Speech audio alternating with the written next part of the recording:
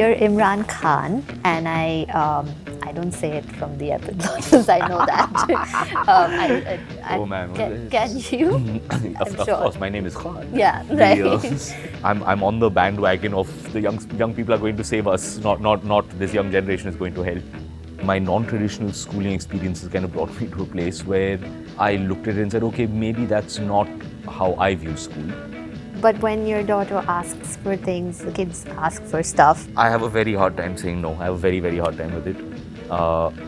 I'm a very soft touch. Saying, Papa, I want this thing. No, we can't. But please. Is there a song that you and your daughter enjoy together, or? When she was very, very small, I used to sing this old song to her. Chanda hai tu, mera suraj hai tu.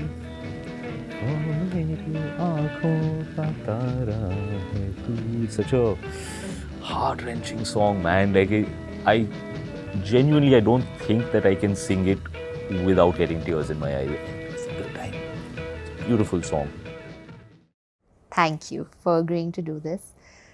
I became a mom in 2020 when there was just a lot of stuff on the internet that I had to learn from because it was in the middle of the pandemic. It was December 2020. So there was just my mom had come over to help with my baby's birth, but she fell ill, and we found ourselves with a 25-day-old baby, just trying to figure out, how do we keep this thing alive? So, but I also realized as time has gone by, 4 years into it, another baby, that a lot of it is instinct. And there's only so much I can watch on social media and learn from, but a lot of it is instinctive. And it feels like on Instagram, especially, a lot of it is very pretty. And it's not pretty. The day-to-day is not pretty. It's not glamorous. It doesn't look anything like what I see at times. So this is just my attempt to add to that discourse, as I mentioned to you. Add one other voice to the conversation. One more voice, which is as raw as it gets. I haven't slept more than an hour last night, not because I was anxious about this, but because my baby didn't let me sleep. He was up every hour. He's teething. He's just starting to walk. And so I was like, and today he saw me wear a little bit of kajal, and he was looking up at me like, who is this lady? Like, I've never seen her not in Papa's clothes. So like, this is what the life of a parent is. So again, thank you. That is a more realistic picture of parenting, yeah. And which is why I decided to call it Parents Offstage, because again, a lot of the times on the internet feels like a performance. I'm performing for you. Realistically, it's hard to expect anything else from social media. Yeah. The tendency is for everyone to put out their best self, or an idealized version of themselves or their life. Yeah. So no one really likes to show the difficult part or the scary part. It just doesn't make for as good content. And so Parents Offstage, a parent who's been off stage for 10 years now. Basically, and it couldn't have been a better beginning. So I don't want to talk about your accomplishments. I think anyone who would have clicked on this knows who you are and all the lovely stuff you've done. But if you had to introduce yourself in your own words, what would you say? Who are you? I've tried as far as possible to just be a human being, a person, rather than defining myself by the externalities. I've acted in some movies, but an actor is not, it's not my identity. It's a thing that I enjoy and a thing that I've done, but I don't define myself by any of these things. I think we tend, by and large, to define ourselves by external labels, and we feel then perhaps pressured to live up to a version or an idealized version of that. I am an actor, so I have to be that version of what an actor is supposed to be. Like, I am a parent, and I see on the internet that this is how moms are, so I feel like I have to be that.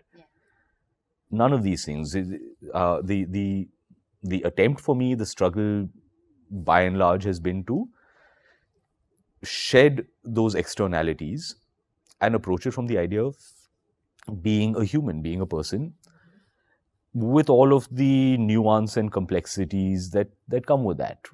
As a human being, you will have wants, needs, fears, weaknesses, anxieties, struggles in assorted measures. Yeah. So acknowledging those, engaging with them, and trying to be authentic to whatever you do, carrying that in mind. That's how I have tried to approach my life and my relationship with the world. So you're a human being, and you're just trying to make my best run of it. Yeah, and so that's how you see yourself in all those tags. But you're Imran Khan, and I don't say it from the epiglottis. I know that. Oh man, can you? Of course, my name is Khan. Yeah, right. So, but you chose your mom's name, last name, and that was very interesting. My first baby has my husband's last name, and my second has mine. Okay. We thought it'd be our subtle way of teaching them equality, and frankly, I did most of the work making them. So I was like, let's carry forward Bahadur a little bit. But no, why did you choose that? And can you talk about that? Well, my mom's name, my full name is Imran Khan Pal, as per my passport and legal documents and all of that. So it's not one or the other, it's both. I have 3 names. Yeah. My parents divorced when I was very young, and I was born in the States, and I moved back to India with my mom. And for the initial part of my life, my mom raised me primarily in India, and I didn't actually spend time with my dad or see him until I was 6. Okay. And so I was kind of raised over there in India with my mother's name. That was the family name. Until the age of around 7 or 8, I just thought that was my name. It's only when I was about 8, 9, 10, something like this, that I was traveling abroad to come to the States to meet my dad, and that I got a hold of a passport and registered. Oh, this says Imran Khan Pal. And thereafter, when I studied in the States, over here, all of my documentation would say Imran Pal. Okay. So I guess I kind of have both identities. Yeah. It's kind of a bit of my mom, a bit of my dad, a bit of India, a bit of the States. Yeah.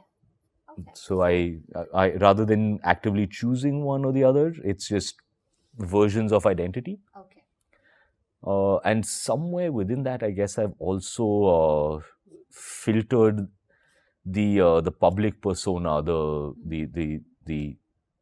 actor persona into Imran Khan, because that's how I was known. And when I'm traveling abroad and I want to be incognito, then I don't use the name. I see. Okay, so it doesn't.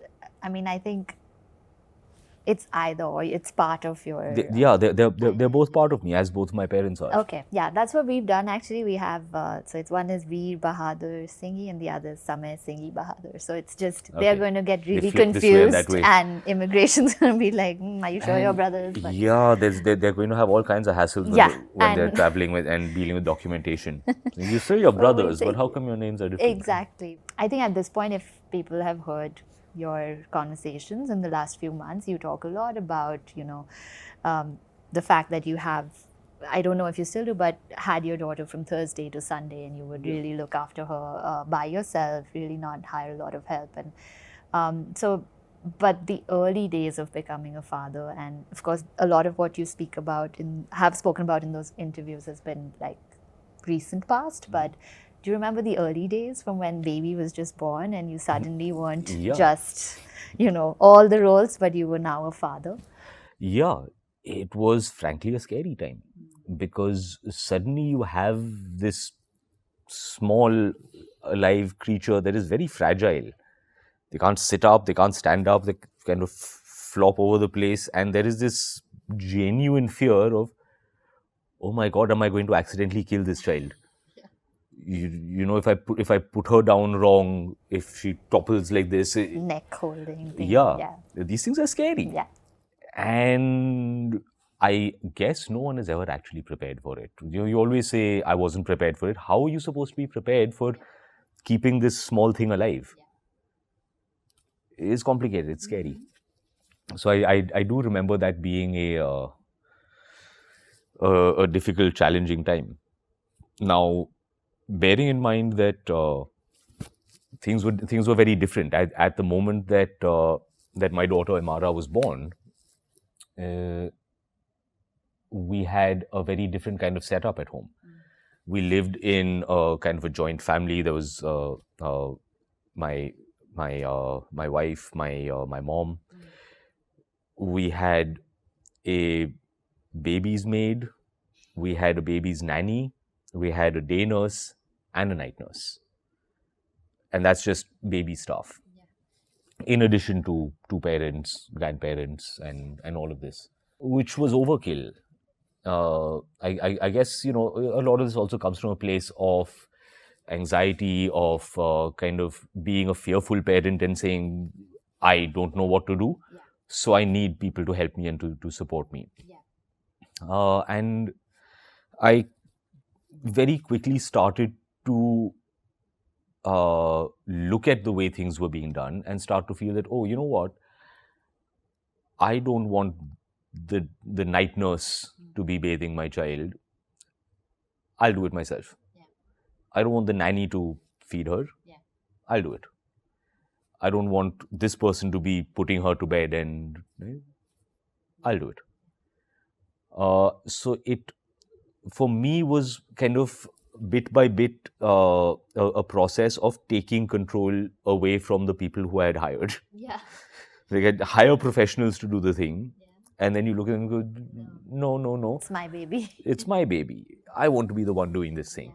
When she's going to bed, I want to be the one who's making her feel secure enough to go to sleep. Did she sleep with you, or for the initial months, yes. Okay.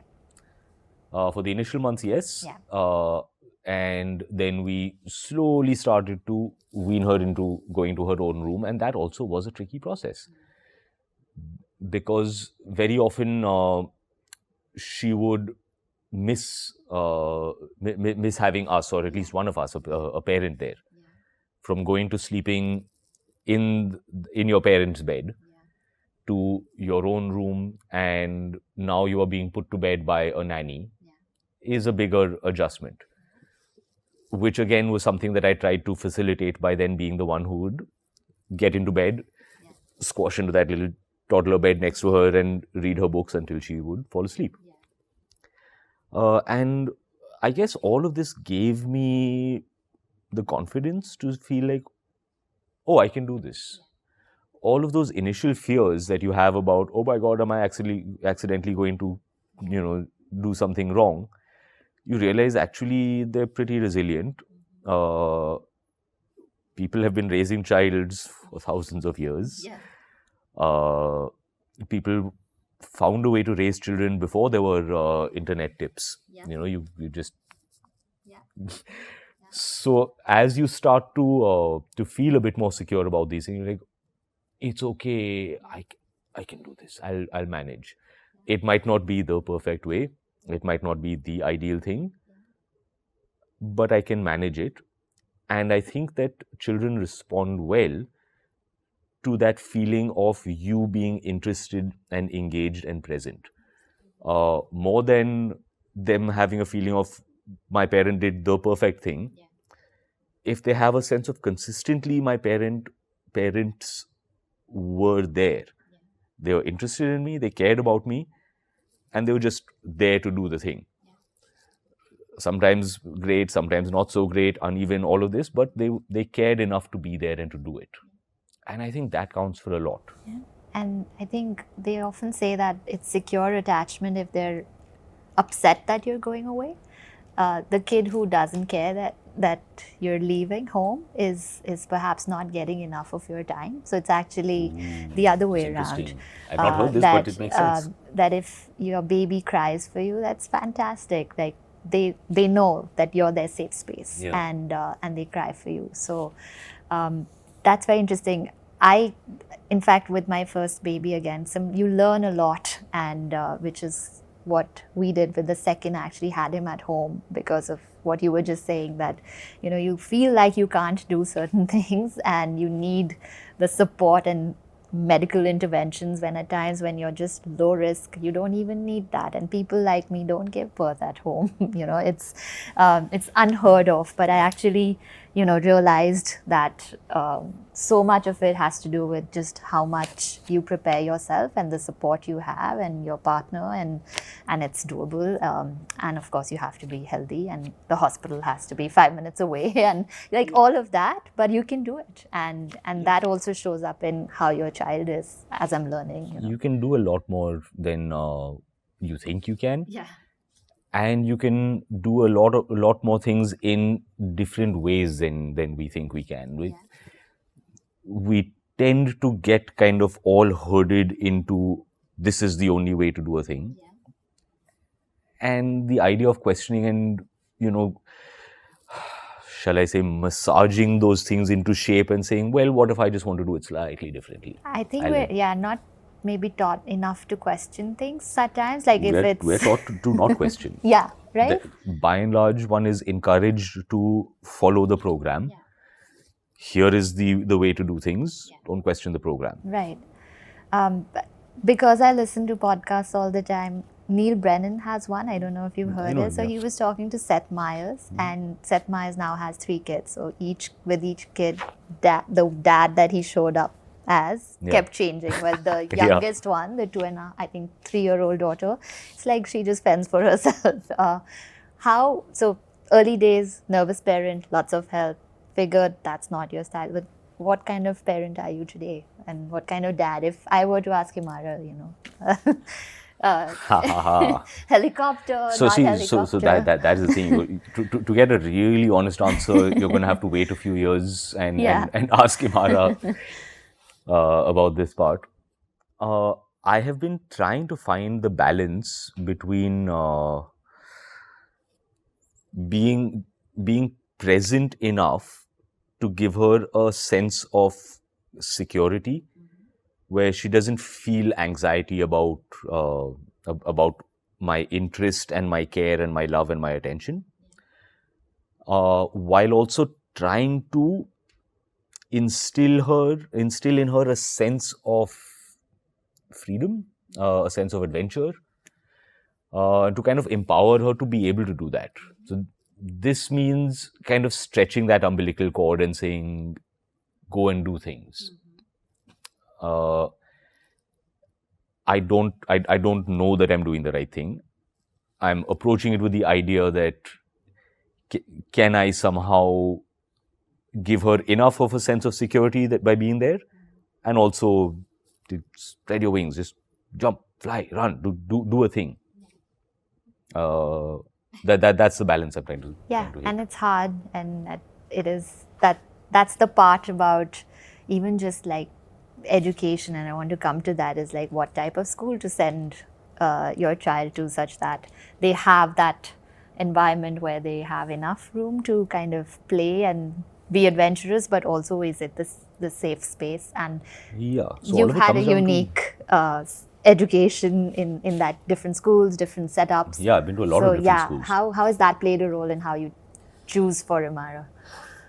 The biggest thing for me has been that I am not bound by the constraints of, shall we say, traditional school notions. The idea of how a school should look, or even what is the point of a school. For most of us of a certain generation growing up in India, you were taught that the point of school is to get the most marks that you can. Because then that means you will get into a good college, and once you get into a good college, you get the most marks, and then you get a good job, and then you will get the most numbers on your paycheck. Uh, I my non-traditional schooling experiences kind of brought me to a place where I looked at it and said, okay, maybe that's not how I view school. As I see it, the purpose of school is to teach children socialization. They have to learn how to interact with other children, how to form relationships, how to maintain relationships and navigate them, uh, and also to learn how to learn. Again, the old idea was you go to school to learn. You learn mathematics, you learn history, you learn spelling, you learn the dates of historical events. You go there to learn. And I kind of tweaked that in my understanding to say, no, it's not specifically what you learn in school. You learn how to learn, which means that ideally a school is teaching you the process of information gathering, of understanding, of knowing how do you understand what you are taking in. The school that Imara is in, when we were initially having this conversation, the principal dropped an interesting nugget on me. I was like, I like that. This is interesting. They said that in today's world, and I would argue in any world, it's not necessary for any of us to know the date and the time that World War II began. The old thing was, what day? Tell me the day. I have to know the day, and if you know the day upon which World War II began, you get the marks. Was it a Tuesday or a Thursday is actually not relevant. What were the socio-economic scenarios that actually led to this? What was the geopolitical scenario? An actual understanding of global events that led to that. What day did it start? Doesn't matter as much. You can always find that information. Are you able to understand what led to these events, to these occurrences? Are you able to distill that down and arrive at a better, a more holistic understanding of the circumstances that led to this? That is learning. And basically, this is what I came to. Okay, here is the actual value of a school. Here is the actual purpose of an education. It's not for you to remember facts. I I was in sitting on a dinner table with my team here in the US. There were like, I think 3 kids who would have gone to the American education system. They were talking about World War II. I knew dates. I knew like mota mota what everything. They knew in depth, what happened, what led to things. And I used to come first in school, and it's just, if I don't have interest in that and I'm not kind of going in and learning and gleaning, I wouldn't in the traditional system have ever known the things that they were speaking about, because they have things like stand in front of the class and talk about World War II. Yeah. Not that fill in the blank, this such and such date. So from which year to which year was this person king? And yeah. 1493, And the whole 1497. Akbar, like I had to actually do that, learn which, but now I have no idea. I don't remember Exactly. any of that. So memorizing rote facts ultimately is not as helpful. Yeah. As It got me my job, honestly, like somewhere what you said, the marks, and we were always in like a class of 70 odd students in India, you're not, here it's this teacher to student ratio is also smaller. very And different, now yeah. I think in India also you can choose that kind of a setup. If you're wealthy enough to afford Yeah. a great private school, yes. Yeah, and even then there's some wait list and exam and interview for the kid, and do they meet the criteria and stuff like that. Yeah. Like it's just So these are all scary. parts of the gatekeeping. By making education more and more expensive, and more and harder to access, you start to create these filters and barriers within society. You're consciously maintaining a hierarchical Yeah. system. Yeah. This is a whole nother problem. Did I read it correctly that you, this is Vicky again, but you washed your clothes in a creek and lived in a forest, and like there was that education as well? How much of that is true? And Does all of it and more. Yeah, really? Yeah. And it said you were not happy there, but then you were also really happy eventually. Is that true? So I was actively unhappy. I was actively unhappy when I was in the traditional schooling system in Okay. Bombay. Okay. I started off in a very classical, one of the most prestigious schools in Mumbai city. Uh, and I was miserable. I was absolutely miserable because at that point they subscribed very, very heavily to Marks and stuff. that, yes, absolutely, but also the notion of what we call percussive maintenance. The child is out of line, you beat them with Oh a stick. boy. Yeah. So I was extremely unhappy there. When I was 11, I shifted to, for want of a better term, I'll call it a Gurukul. Is the best way to describe it. Okay. Which was in fact a school absolutely, absolutely out in the forest, in the middle of nowhere. It was small enough that it never had a name. I was there for 5 years, age 11 to 15. Formative. Yeah. And, some kids aged out, some new kids came in, and so the numbers fluctuated, but it was between 25 and 35, basically. At its peak, it may have been 30 something kids, and at the low end, 20 something kids. But that's how small it was. In the 5 years I was there, we never got electricity. We never had running water. We farmed, we grew food for ourselves, we harvested, we chopped firewood and cooked on a wooden stove. Yeah. Math, Math, science, uh, literature. Bits of. Yeah. So the shall we say the traditional schooling stuff was prioritized a little less, which again I'm fine with.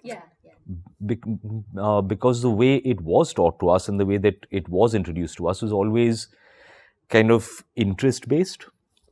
The idea being that if you instill in someone curiosity and an interest about the world, you give them the tools to then investigate and to find out, you are now teaching a person how to learn. So again, for my part, I was out of the mainstream school system for years and years. I missed a lot of the traditional milestones, where other people were giving 8th grade exams and history. I was chopping firewood. But I came out of this place with a thirst for knowledge, for information, which is with me to this day. I'm interested in all things. I've never met someone or been to a place and not been interested in what's happening. Like, what do? I make aluminum piping. Tell me about it.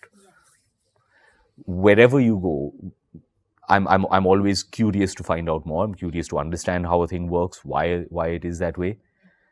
And as such, I think I've come out of a non-traditional school system with maybe a better understanding and a more nuanced worldview than a lot of people who were kind of forced to memorize quadratic equations. Which probably played a role in when you were at the top of your game in your profession, you decided to step back at that point. Maybe that the way you think is different from just yes, how you would have been taught to think in a traditional school system. Maybe I don't know if absolutely. That plays a role, right? I was always through my life, I was kind of encouraged by my family, and then also by the situations that I was put in, to think outside of those patterns. The idea that you can pick and choose parts of the way that you engage with the world. I've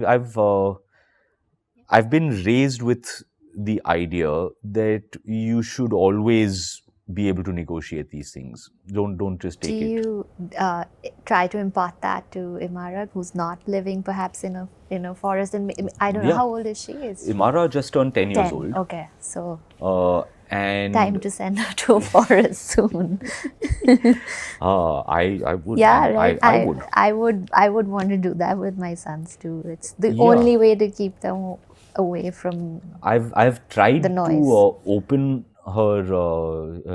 open her eyes and kind of broaden her mind and encourage that kind of thinking, to kind of always question and to always approach things with the idea that just because most of us agree on this thing doesn't mean that it's written in stone, doesn't mean that that's how you have to be. You must always approach things with the idea that the contracts are open to renegotiation, and at any point you are allowed to renegotiate it. Yeah, and hearing that from her father is, I'm sure it's sitting somewhere and hopefully stays in. One hopes it's yeah. sitting that way and Yeah. not, oh my God, Dad. Yeah, no. Related, and I want to talk a little bit about anxiety because you speak about it openly, you've lived it, and as do I. I have this book here, The Anxious Generation. It's just come out. Jonathan Haidt, he actually came on the Huberman podcast listener, clearly. Spoke about it and it scared me. There's just one part in there that I wanted to bring up was, this is for kids in the US, but there's this graph which kind of correlates depression and girls, specifically girls, teens. I think it's the teenager bucket, but around 2012, it kind of becomes a hockey stick. So it's like this, going like this, but you can correlate depression in girls from 2012 kind of going. For boys, it's like steadily increasing, and he has his own way of explaining video games and screens. But his hypothesis, to some extent, I haven't finished reading the book, but is screens, phones, the age of social media, influences in so many ways. Like, even though I'm in this business, like my job requires me to be in tech. For my kids, the influence that they'd have. So we've kept away our babies from screens. Only now, kind of a few songs, here and there. But really, what you said, play-based learning. Go out and learn from the world outside. And my son even goes to like a Waldorf-inspired preschool where he has an organic vegetable garden, and like they play outside in the field most of the time. It's just a lot of ropes and plants, and there's just everything's made of wood. There's just no plastic toys in there and stuff like that. But all that to say, how are you thinking about it for your baby? Yeah, so it's not. We look at it from a parenting lens because we're now we're now starting to interact with a generation of people who have grown up with more digital interaction than analog interaction. For previous generations, I grew up without the internet. The internet only became a thing in my teens. So prior to that, and that's how all of us interacted with the world. Everyone had much more direct one-to-one analog interaction where you were interacting with human beings. The thing about digital interaction is that it is algorithm influenced, and it tends to be clustered into a more binary way of looking at things. Because I wish I could remember who I'm quoting. It's an old quote, but the distillation of it is, the computer is a moron. It can do a lot of flashy things. We tend to think it's very smart. It's actually not that smart. Yeah, I hope it stays that way. So the trouble is, because of how not smart it is able to understand the world only in binary terms. So thumbs up or thumbs down. Are you interacting with the thing, or are you scrolling past it? What this has led to is that we tend to interact with everyone more digitally, less analog. And in that way, it's easier to very quickly pass people into you're on this side, I'm on that side, you're on that side, I'm on that side, you're a moron, I love you. Which is not how actual human interaction works. Human interaction works on a spectrum. You're kind of a 360-degree holistic human being with shades of overlap with someone and shades of overlap with another one. I think that this generation of people who are now in their mid to late 20s are the first proper generation to really be raised with social media, which is why they are acknowledging these issues more, and why we who perhaps didn't have as much of that exposure are able to witness and see that. In a way, I kind of feel like they were the guinea pig generation. They're the ones who got the worst of it. And I think that my daughter, who's 10, your kids are 4 and something, are going to be raised in a slightly different way. You're actively conscious about managing and restricting screen time, as most parents of our generation now, I think, are. But people who are a little bit older, people who had kids, early to mid 2000s, I don't think they had quite that level of understanding. They're like, well, it's just, we watch TV and cartoons when we were a kid. Let the kids watch YouTube. What could be the harm? So I do. I'm cautious about this thing. I don't want to be too optimistic on the thing, but I do. That's an interesting perspective, that this age, our kids growing up will probably have a little bit more sense Yes. for how to I feel like they will engage. have slightly fewer of the detrimental effects. Because I have to tell you this, have you eaten Buy Right ice cream in San Francisco? You must try it. There's a long line. I was standing in the line, and it's next to Dolores Park. So they had a concert going on, and this performer, before starting her performance, music, goes like, "How many of you have anxiety?" And the whole crowd was like, "Yay!" And so I'm like, so that 20s that you're talking about, I'm like, and I literally looked back. Everybody in line was laughing. Just like, this is just a thing now, but it's hopefully. It is but also the fact that there are all these shades of the human experience that perhaps earlier on were uncomfortable to talk about. I genuinely really do appreciate this about people younger than myself.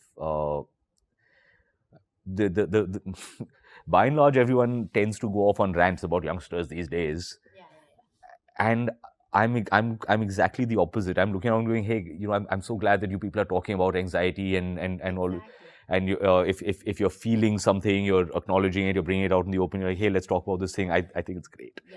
So I'm on the bandwagon of the young people are going to save us, not this young generation is going to hell. Yeah, it's neither. I feel, for me at least, it's like, don't suppress it, but also don't use it as a crutch. Be resilient. Be aware of what's going on with you. Find your people. Share. All of that is great, but also, like, at some point, resilience has to be built as well. Like, I see a lot of times, just for the smallest of things also, it can get to a place of like work ethic is one example. Like, if you've committed to a time that you need to be somewhere, you didn't just like not wake up on time. Like those types of things, you kind of have to build that in slowly as parents encourage it, and if they're learning and things like that. But so there is a separation here that I would kind of look at. Part of this is from a parent to child, and kind of how are you raising, what kind of a human being are you raising? Someone who has ethics, morals, values, all of these things, however you may define those. The part of how they then go out and interact and engage with the outside world, I feel, is heavily influenced by and impacted by an actual worldview. There is, broadly, as I see it, out there in the world today a greater sense of despair and pessimism, I think, than I have ever seen before. Uh, kind of collectively, most people seem to have a great sense of despair about the state of the world and pessimism for the future. And that can tend to really influence the way that you then walk through the world. If you have a sense of, well, why do I need to care about this thing if it's going to just all go up in flames tomorrow anyway? And I don't have an answer for that. I perceive the feeling, I see it, I understand it, and I get it. I'm like, yeah, man, I'm depressed about the state of the world. I don't have a lot of optimism as well. So I get where it's coming from.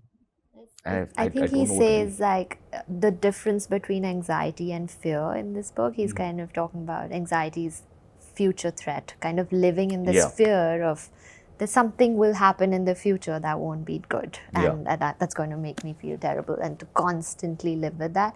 Kids these days, I believe, and it's really shocking for some of the statistics, but I think it's good to be aware as a parent. So I'm like reading it just for my own edification, if nothing else. You know, just like here's what I'm going to have to deal with, and I should just have the tools to deal with it when I need to.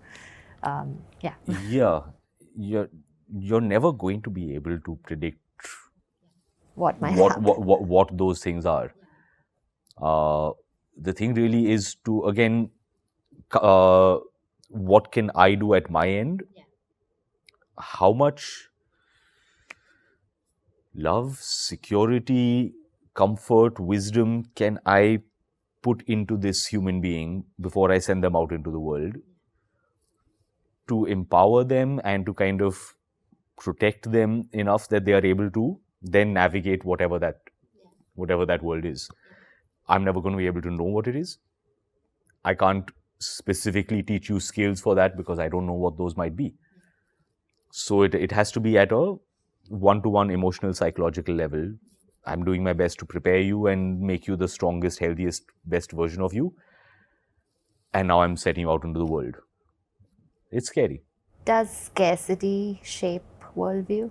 Given you said you live without electricity, but in your life, I'd imagine there is everything. Abundance. You've got abundance, and even in your child's life. So I know, again, hearing you in the past few months, you have 3 plates, 2 spoons, you've said it in so many interviews now. And my 1 pair of shoes. 1 pair of shoes. I was like, I might actually be twinning with you today. But no, I like to do that in my own life. Manan's the same. But we've realized things just keep adding up. Clothes, toys, when it comes to a child. In the early days of having a child, a lot of stuff starts to build up. And I've kind of lived both versions of this. Living in boarding school in a kind of a Gurukul setup, you had not much stuff. You're in the forest. You can't keep things that will, that might get spoiled, might get ruined. All you have fewer things, and you kind of learn the value of those things. And having had that experience earlier on in life, by the time I found myself in the movie business and, earning well and then having access to toys and all of this stuff, I dabbled and I sampled that life, and I suddenly found that I had more stuff than I had ever thought I would have, more stuff than I had hoped I would have, and ultimately more stuff than I wanted or needed. So it's kind of a pendulum swing where I grew up being used to just having a normal kind of life, and very often less than that even. And then in my 20s, I had more than I had ever dreamt of. And by the time I hit my 30s, I kind of hit the place of saying, okay, I don't actually want all of this stuff. I don't really need all of this stuff. uh, the more stuff you have, the more stuff you have to look after. You know, if you've got a dozen pairs of shoes, you got to store them somewhere. You have to look after them. You have to Then clean you them. want a bigger house, then you want a bigger everything, right? And then you just have more stuff. Yeah. And you got to maintain and look after all of this stuff. And that started to become a task that I just didn't want to do. I mean, I don't have the bandwidth to look after that much. How do you, but when your daughter asks for things, the kids ask for stuff, I how can't do you, say no. I'm terrible. I'm terrible. so you're the dad who can't say no. I have a very hard time saying no. I have a very, very hard time with it. I'm a very soft touch. It's like, Papa, I want this thing. I'm like, no, we can't. But please. And she knows this about me, and she doesn't take too much advantage of it. Okay, okay. Not only a little bit. Maybe just watching you live your life the way you Yeah. do will give her that sense. That's kind of what I'm Okay, assuming and hoping, that yeah. I have a hard time saying no to her. I have a hard time not spoiling her. It's difficult. Yeah. But because I don't live my own life in that way, as far as she knows, I live in these trousers. You know, she. Yeah, that's why my sons were looking at me today, like, why is Mama looking different? She's like always in pajamas and like not really want. We try to keep it simple. And also just the human sense of how much of my own self-worth do I derive from these externalities. It was easy to reach an unhealthy place in that. One more thing I realized with these accounts on the internet that I was learning from was gentle parenting, permissive parenting, conscious parenting, this, that. There's just lots of different styles. I mean, if you can put a name to it, then you can have as many styles as you want. Yeah. Do you get angry when, like, child is doing something, you want her to stop? Do you kind of, what do you do in the moment of, like, I have to play parent? Yeah. Somehow I have managed to raise her and to develop a dynamic with her where we don't get to that place. For my own part, I have a difficult and complicated relationship with anger and with quote-unquote negative emotions. I have difficulty engaging with them and processing them, which leads me to be, I guess, also kind of conflict avoidant. So that is not part of the dynamic that I share with my daughter. I have somehow managed to develop a dynamic with her where I don't raise my voice. I'm uncomfortable with anger and violence generally. So I don't raise my voice. I don't engage in that way, and I get very, very stressed out if I'm interacting with someone like that. I find anger and emotional violence very, very disturbing. So that never comes up. That never comes into play with her. Because of how consistently gently I speak with her, when I really need her to do a thing, there comes the dad voice, which you know, the dad voice. Yeah. Hey, Mara, Yeah. darling, I need you to do this right now. There's a certain Okay. firmness that comes in the tone without raising the voice. Sure. And she knows that, oh, that's the serious voice. We're always going to be changing and growing that. Yeah. And you know, these are also things that now that we are all starting to become more conscious of psychology, of mental health and these patterns and things, we are also starting to consider, how did my parents raise me? Yeah. What did I learn from that? And moving forward, how do I... There isn't a correct way. It's always a process of growth and evolution. And you take the best and you try and grow past the flaws and the missteps. Was that, you know, if you don't learn from the mistakes of the past, you are doomed to repeat them. Yeah. So if you pick up unhealthy patterns from your parents, which all of us will have picked up some. There's no absolute here. We have had the greatest, the most wonderful parents who would have also had some unhealthy patterns. And as we get older and as we are now parenting, are we growing past those? Are we able to pick those out and say, oh, that's that unhealthy pattern that I picked up from my mom and I have to stop doing that? You have to really know yourself also, right? And that's the critical part, and that's probably what you were doing all this while, right? Just getting to know yourself better. I've tried to be that person, Yeah. tried to grow through that, yeah. Yeah. Okay, this is the anti-rapid fire, so you don't need to be quick thank with God. this. My brain works very slowly. Mine too, which is why. Also, do you remember Imran answers stupid questions at gmail.com? Do you remember this? Is this about, this was the thing I did with the AIB? Yes. Yeah. I thought I'd just ask you a few of these that are parenting related for the most part, but quicker than what we've been doing so far. So describe yourself as a parent in one word. One word. Laid back. Lovely. We'll call it one word. I'm going to butcher her name, this author. We were practicing last night. Michaeline Duclef, Hunt Gather Parent. She wrote this book, just phenomenal for anyone who has a 3 to 4 year old and how to navigate that very tricky age. But is there a parenting book that you have ever read that you've enjoyed or recommend to people, or not even parenting, a book that, you know, made you a better human and hence better parent? Oh, wow. It's probably Matilda, Roald Dahl.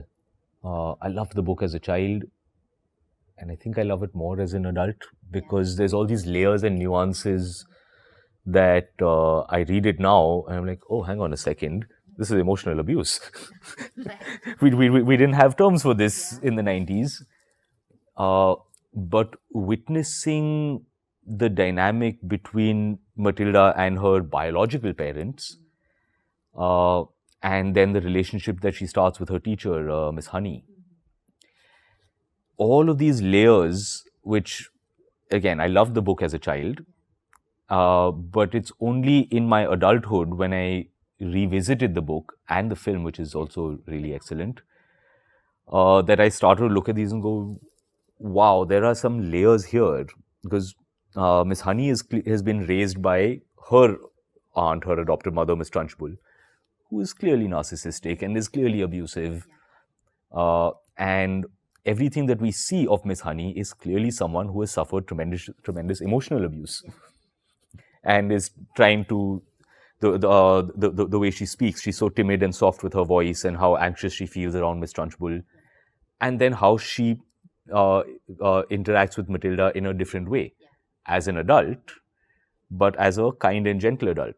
And through Matilda's eyes, we see a different way of being. And this is, for Matilda, it's eye-opening. She's like, oh, I didn't know grown-ups could be reasonable, sensitive.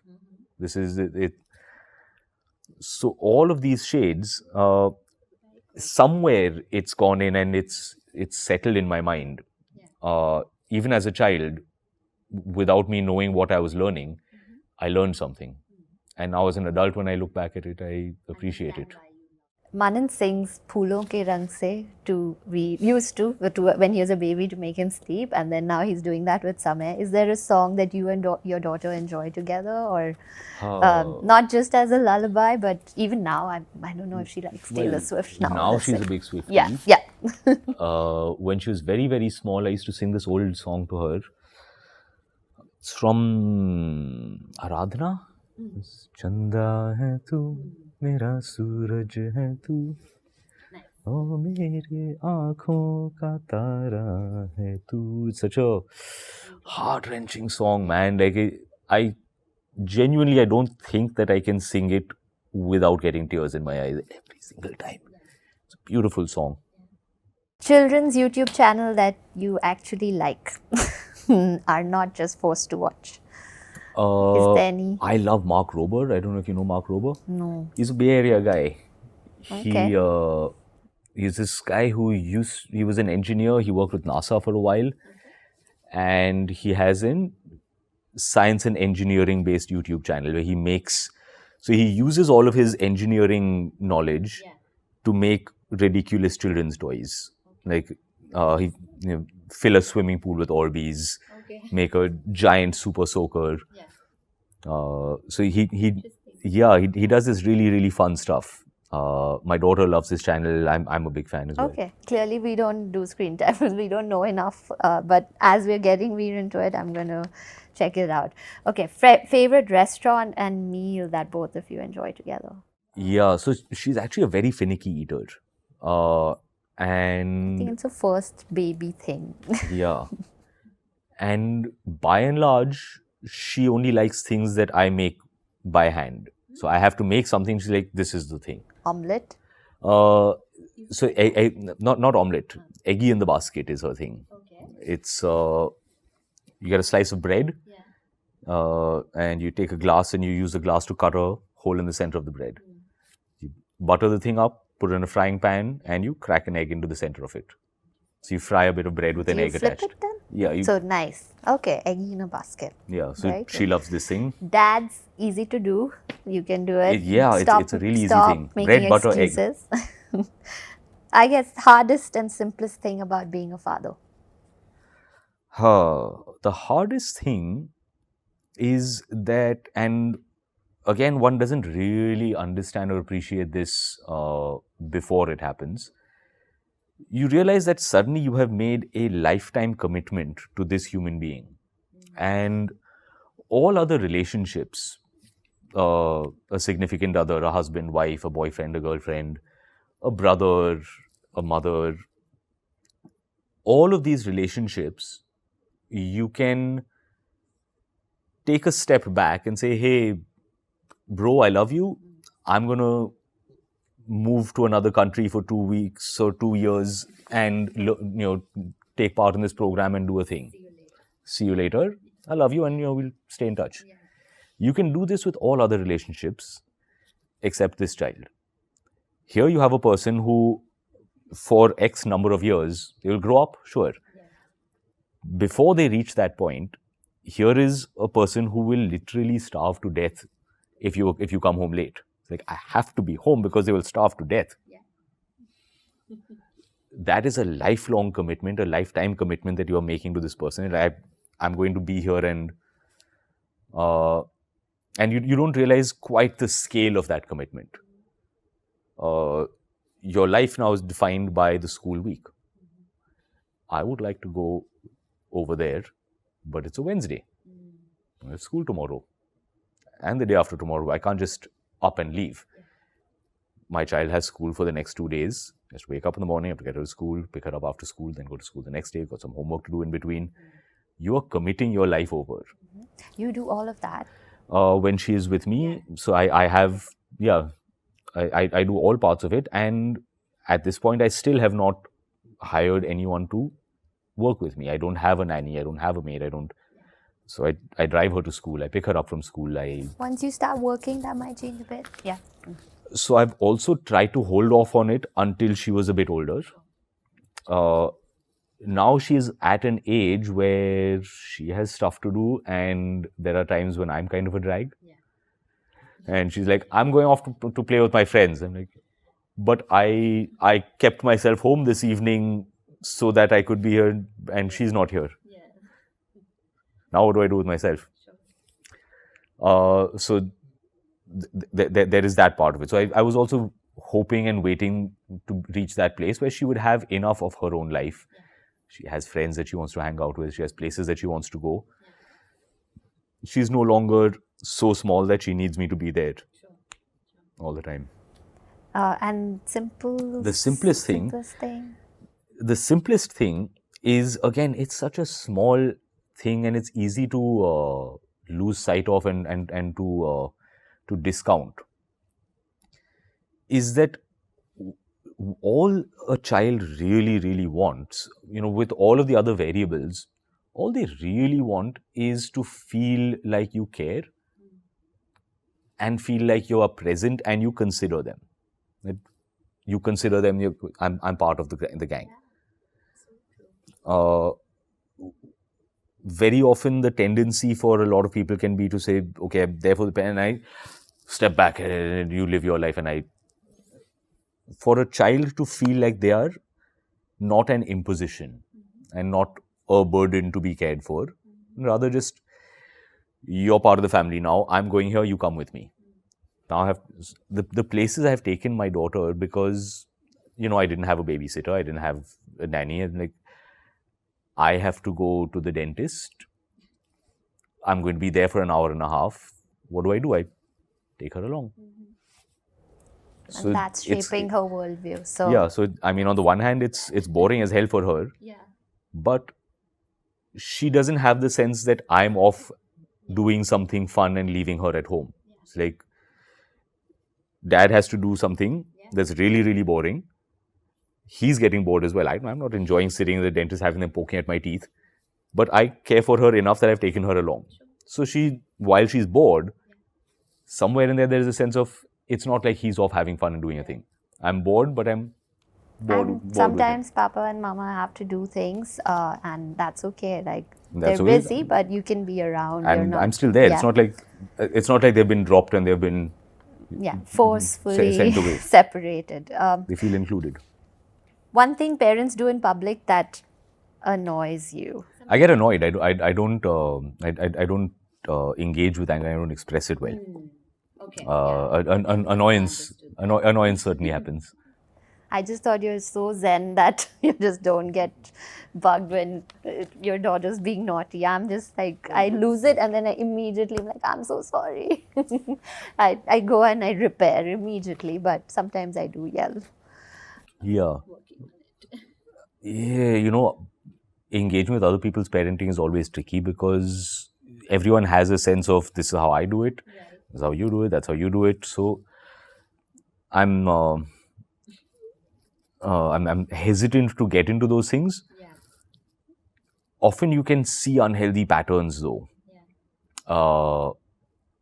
Just emotional manipulation and kind of the parents enforcing a dynamic of you do the thing I said because I said the thing. And threats and stuff. Yeah, so that teaching children that pattern of engagement, when I witness that and I'm around with the thing, I feel very anxious and uncomfortable. So I'm kind of witnessing something, I'm like, this is very unhealthy. A phrase from a movie that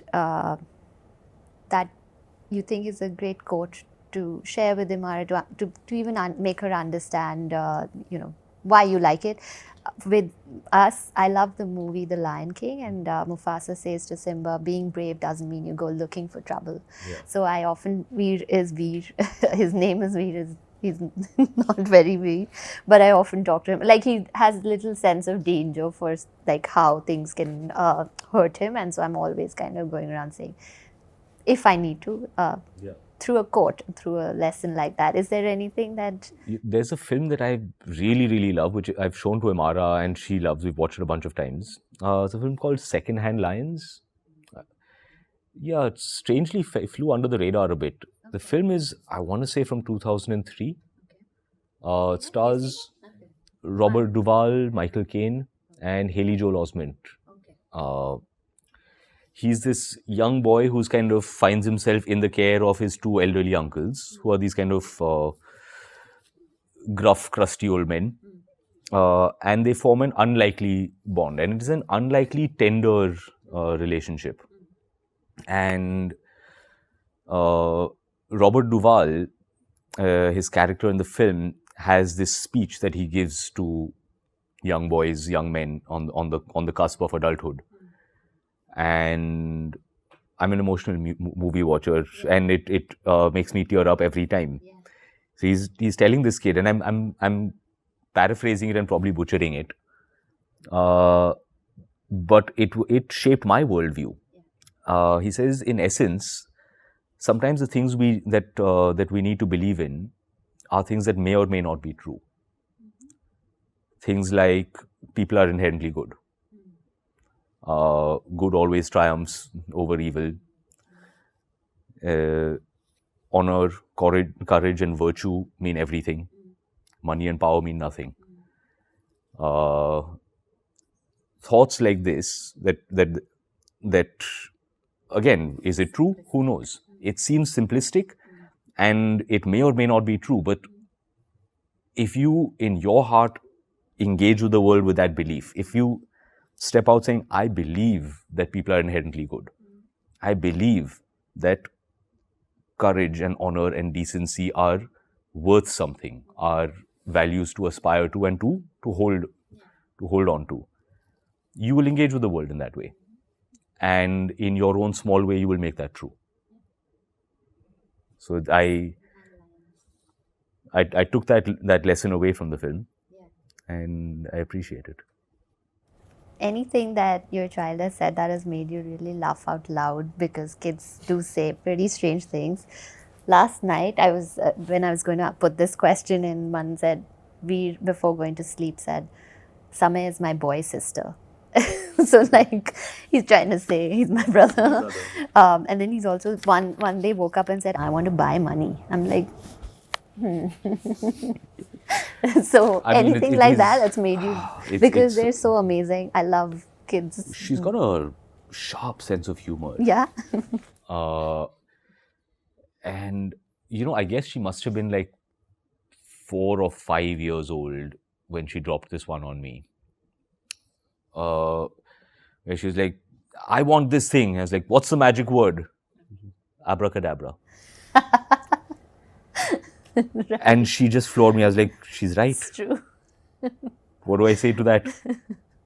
I was going for Please and please and thank thank you. She's like, abracadabra. I'm like, God damn it, she's right. She got me. Okay. They know how to. And she knew what she was doing. So she yeah. deadpanned me. Right. She's like, So I always find podcast endings very weird, because then people start thanking. I know it makes you very uncomfortable if you're praised too much. Even I'm that I discomforted know with from everything that you. I watched that you've been in. But again, I can't believe that you were so generous with your time to sit with a person who has 22 followers on Instagram. But thank you. And before this, my claim to fame was that Shah Rukh Khan has once given me a kiss on my forehead because I got his daughter tickets for something YouTube was doing. So this is like, I don't know how many levels up. So thank you. yeah, thank I you. would also cherish a kiss from Shah Rukh Khan. And then- Hopefully this reaches more dads specifically. I think that was the part I wanted to zoom into, that dads can and do play a huge role and do a lot, and not a lot gets Can do, should. discussed. There's a lot of like mommy groups that I'm a part of. Dads are just missing. No, The nothing. whole conversation around male parenting is always strange and complicated. Because on the one hand, historically, traditionally, it is an area that is more female dominated. Then there is also the awkward thing of any small amount of contribution that a man makes can be celebrated. Oh my goodness, you changed a diaper. So arriving at a healthy, balanced place of saying, look, one wants to be more engaged and do more of the thing, not to be celebrated for the thing, because it's not something. It's just It's your baby. is your baby. Like you're not getting Half yours. you're not getting kudos for this thing. It's not about that. It's about, this is a person with whom I hope to have a lifelong relationship, and I want that to be healthy. And so yeah, how do you be present and do all of the things of parenting and growing that relationship without it being something that you are supposed to be celebrated for? Part of it is that, my child is 10 now. All these years that I've been parenting her, I don't post her on social media. Like daddy day, Yeah. here I am cooking breakfast. I'm cooking breakfast 3-4 times a week. I'm not posting that. I'm not trying to get likes for, oh look, I made breakfast. You just show up and you do the thing. And that's what I'm saying. I reached out on a whim because you were talking not about a film. You weren't promoting a film. You were talking about these things of just human being. I've been a human being the last decade, and these are the things It's more I've been interesting doing. for me, frankly. Yeah, and I think 10 years from now when we sit down and you have a 20-year-old and I have a 10-year-old, I'll have more to learn. So thank you. Thank you. It's my pleasure.